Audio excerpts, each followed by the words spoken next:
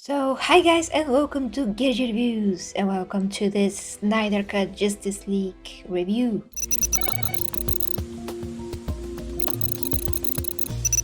So first guys, I'm going to talk about with no spoilers, and then I'm gonna get to the spoilers. As I promised guys, I'm gonna wear my Supergirl costume when I do this review, and here I am! I haven't worn that for like a year maybe. Okay guys, so I'm very excited about this review, as you can tell maybe. So I saw it like right away when it came out. I got especially HBO Go for this because in Bulgaria HBO Go was the service that provided the movie right since the morning time. I watched it twice. I wanted to gather my thoughts a bit before I do the review. It would have been a bit premature for me to do the review right after I seen the movie. I usually prefer to marinate on a movie before I make my review because there are just so many things and it's a 4-hour movie, you know? I have to think about some stuff. And I'm pretty sure that I'm still gonna be able to think about it in the coming month at least, because there are so many things in this movie. So first, is this better, in my opinion, than the theatrical cut? Well, yes it is, of course. This is much more sophisticated movie in every possible way. There's layers upon layers upon layers. And a lot about what Zack Snyder does in terms of his art, how he does his movies, is that he is really paying attention to details, and he's really good at placing layers upon layers and meaning where a lot of people would just not see it and go way over their heads. And that's very unfortunate, but that's what happened with pretty much all of his previous movies, and some people took years to understand his movies and to like them after they hated them. So I watched a lot of videos about that, how one guy hated Zack Snyder and hated Man of Steel and then hated BVS, but then he realized how wrong he was because he saw all the things that, well, the other people saw that are actually fans, you know, all the layers that I'm talking about, all the meaning, literally what everything really means, which is extremely important, because if you don't understand what the artist is trying to say and it just goes way above your head, well, there's nothing really that can convince you that what you actually saw was actually good because this, that, and that. So there's a lot of explanations of BVS and Man of Steel, which are absolutely great, and I encourage you to search for such videos because their explanations are amazing. And for me personally, it's great to see because when those movies initially came out, Man of Steel, and after that BVS, I saw almost all of that is now discussed as something very amazing and revolutionary. And back then, I saw those things, but most people were like, oh my gosh, what is this? It's so dark. And they are focusing only on the part where it was so dark and not actually trying to get into the meaning. But enough about that. This movie, guys, Snyder Cut, is the absolute realization of Zack Snyder's vision about where things are going, and he has of course planned for at least 2 other movies, Justice League sequels, which, oh my gosh, if you know what's happening in this movie, we move from release the Snyder Cut to continue the Snyderverse or something like that is the new hashtag that everybody are probably going to be tweeting who knows how long of a time, because now that we've seen this and we know where things were going, and for the people that really like the movie like me, we really want to see what's next, and we really want to give Zack Snyder more creative freedom to do what he wants and continue his universe, even if that universe is separate from what is canon. And I think that what is canon is very relative, because when you look at the comic books, you can see that there could be multiverses, and we all know that. The Snyderverse can be just one of the possible futures, one possible universes. This version of the characters is just one version of the characters, and all of that, and that is absolutely genuine. You can have another universe with the same characters, the same actors playing them, but they could be in a totally different setting and thus showing another DC universe. I'm down for that. I'm down for that. It's gonna be interesting to see. But I personally prefer to see what Zack Snyder wants to do. So when it comes to the new Superman movie that is possibly in the works and J.J. Abrams being behind it, I don't really care about that because I never cared so much about any superhero movie, although I'm a fan since I was a kid.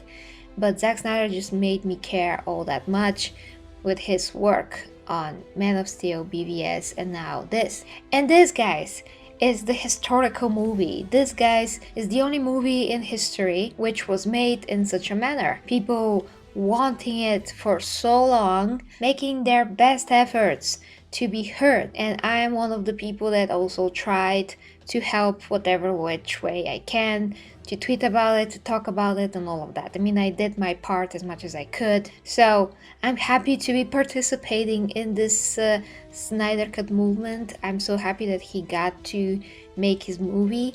This just makes me so happy. Now, the movie, yes, is better than the theatrical cut. There are some scenes that match the theatrical cut, but that is just because those are the scenes that originally Zack Snyder shot. So nothing that he did not shoot is in this movie.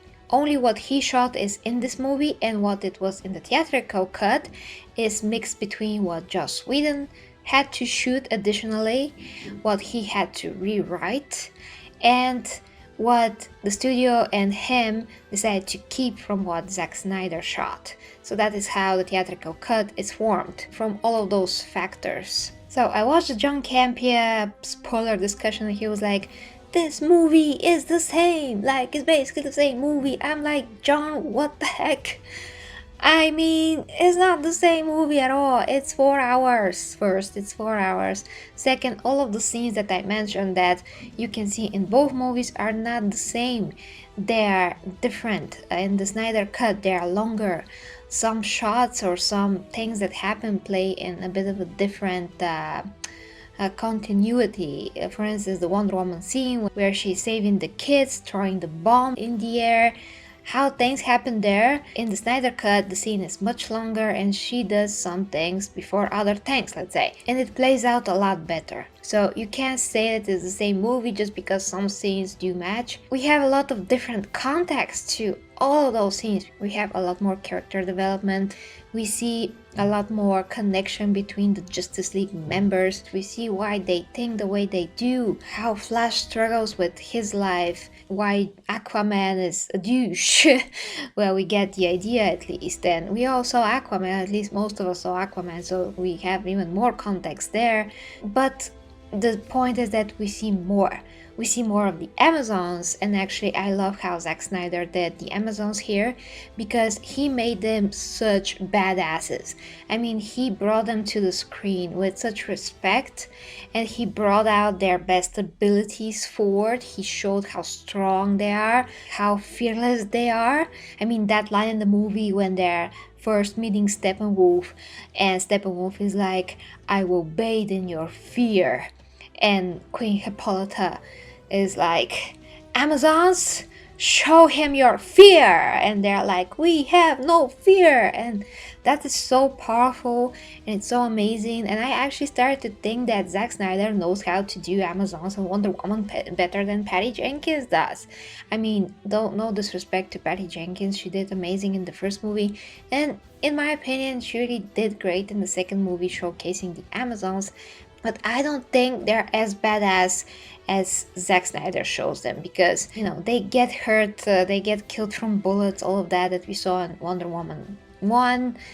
And overall, when you think about it, you see, yes, they are very strong, badass warriors, but you don't actually get the impression that they're that much durable.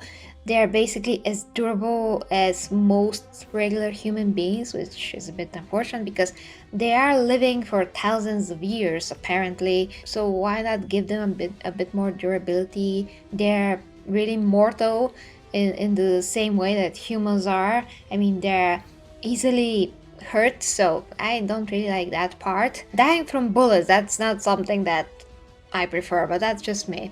Anyway, the basic point here is that what Zack was able to do with the Amazons show how military disciplined they are, how amazingly brave they are, how they really have no fear, how strong they are in every possible way, mentally and physically, in only a few scenes. Was amazing achievement, amazing ability of him to show that. So it's really impressive and is really there. That's why I think that he can handle Wonder Woman in better ways than Patty Jenkins can. The other thing is Wonder Woman herself, her scenes and how she fought, the things that she did with her shield, with her lasso, absolutely so cool and so impressive. So I think that, especially in Wonder Woman 2, she is shown a bit more gentle and she has this gentle side of her, but we also need to see that just no compromises type of a strong warrior that's gonna cut off your head if she needs to, you know? She kills and she is effective. She's just a warrior. She does not want to fight if she doesn't have to, but the point is, when stuff goes down, she is gonna put the hurt on whoever is needed to receive this hurt, you know? So that's very important, guys.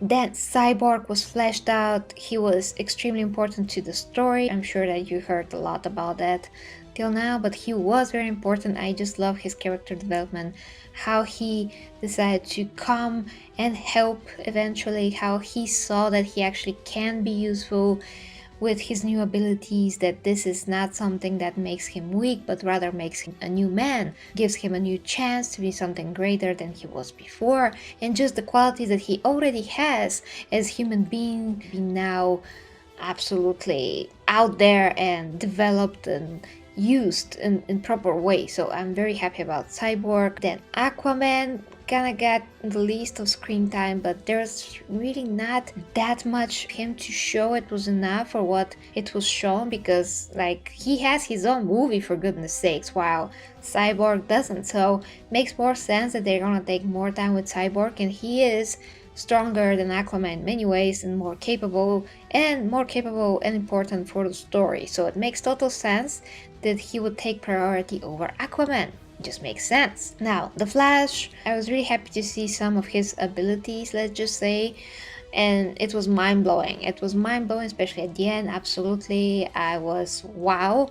And by the way, I was right about a lot of things and wrong about some other things when I did my trailer reactions, so there's that too. Martian Manhunter is there, is the only thing that I'm gonna say. He's so cool. I just really love to see him in general, but it's all I'm gonna say right now. Batman was Batman. I just love how he has grown, how he's a changed man. It's so moving to see that now he realized the error of his ways. Now he builds all of those qualities that he has before. I mean, he rebuilds all the morals, all the code of honor, all of that is just brought into him once again, and he wants to do the right thing. So I love Batman, and I love these moments between Batman and Alfred. Alfred is great, he's really helpful, he's really wise, and Bruce really needs his influence in his life because he is his compass, you know. Now, Darkseid was great for what we got, and I understand the amount of Darkseid that we got, why we got that much of him, how the next two movies are gonna progress, so I get that. He was cool as hell. Now Steppenwolf is like 10 times better than the theatrical cut.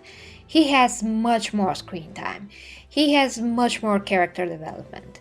His CGI is absolutely amazing. His armor is like revolutionary. I've never seen such a thing that it can get spikier and then get like smooth when he's not in battle. It looks so good, and he really looks photorealistic for the most part. He's extremely expressive. His face, his emotion in his eyes, the ways that he just speaks, his desire to be a noble and loyal servant of Darkseid and to please him to the best of his ability. Maybe that didn't sound that well. Well, you know what I mean, to please him. So he was so there emotionally, he was so invested in this mission. For him, that is extremely important to do the best that he possibly can. I would never imagine such a story arc, such a character drive, you know, for him, like not even a little bit, but he was really given a soul, so to speak. an evil one, but a soul no less. He was great, guys. What to tell ya. I even enjoyed this art in this movie. Then, when we saw Superman coming back, that was epic. There was one particular scene where he's like so badass. I love it. Much better than the theatrical cut, believe me, it's much more badass. His relationship with Lois, how Lois was during this time when he wasn't alive, that was also a bit hard to see, but it was logical knowing how they were together as a couple. And something else that maybe is there, maybe it's not there, I can't really tell what that is. I mean, maybe it's gonna be a factor, maybe not, but the point is, I think that everything made sense knowing these characters, how Zack Snyder first established them and how he further established this in the Snyder Cut. I think this is one of the best movies of all time, literally I do, because not only because it's the only historical movie, I mean, did in such a way, you know, for the fans to demand it and for Zack and his wife to be willing to do it. All of those factors had to come together. So do you realize what an amazing accomplishment this is from the fans, from Zack and his wife, and from the studio to give the green light to it? It's so important and one of the best superhero movies of all time. But Zack's story arc is pretty long, so if you feel that something is not explained or finished, that's the point. I mean, this is the original vision of Zack, how this should have been, and he meant it and he did it with an open ending towards a sequel. That was always the plan. He did add the Joker in it to add a bit more context, and that was an idea at the last moment, so the original scenario is actually a bit changed. It's not what it was supposed to be. Exactly. And that's a good thing, because I actually don't like some of the elements of the original idea.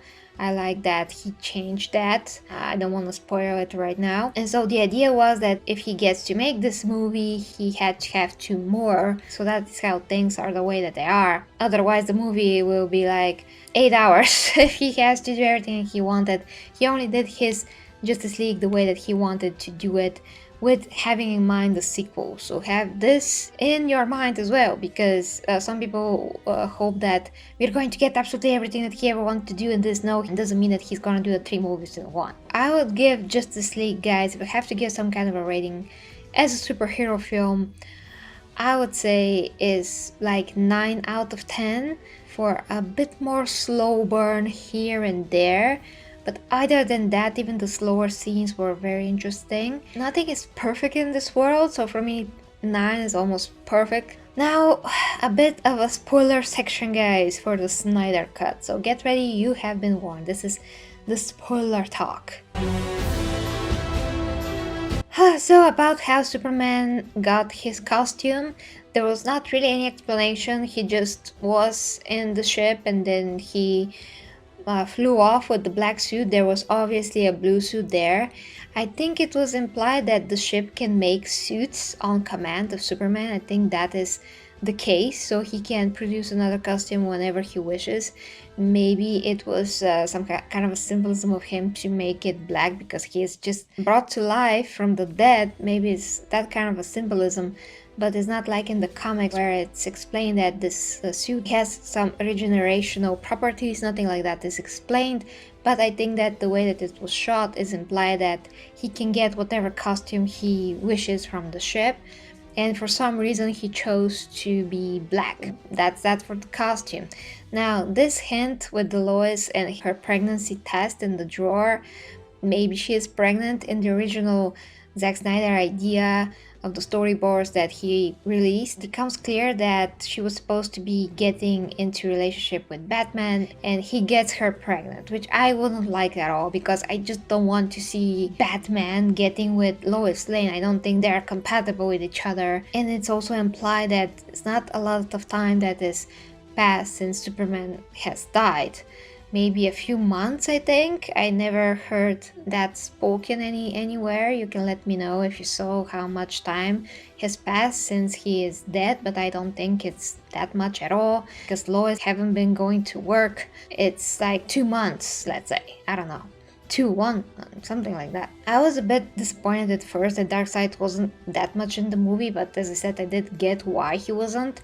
He was not supposed to be there. I love how they presented him 5,000 years ago in that battle, and he actually could get hurt there. Zeus plus Ares, who Ares was pretty badass as well, was able to hurt him pretty bad, so that was great. I like that. Now he is a lot more durable, I take it. In all those sequences where we see the possible future, I'm pretty sure that's gonna happen in the future movies. I mean, future movies if they are possible. I do think that if we really want this, we have to start hashtagging and tweeting, bring back the Snyderverse. Once again, I have to check what that hashtag was.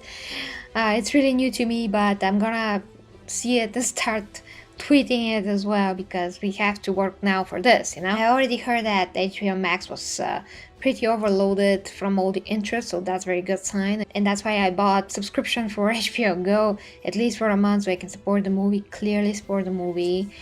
And if they keep some kind of a statistics, how many times you watch a movie, they're gonna see that I watched it twice. So yeah, I just wanted to contribute somehow, you know, somehow.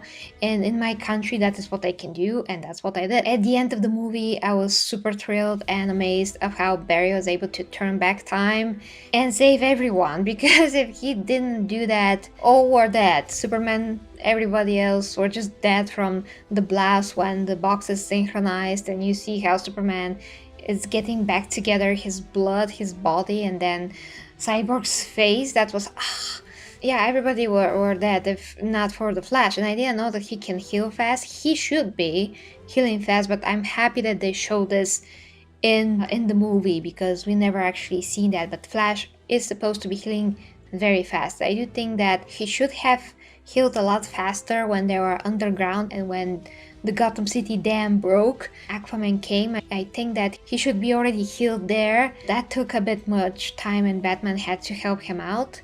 That shouldn't be the case. He should have healed a lot quicker there.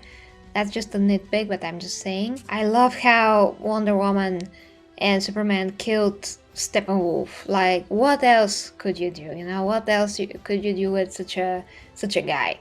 You have to kill him, and you have to make a statement, and they did. It was amazing. I hope the Darkseid is impressed.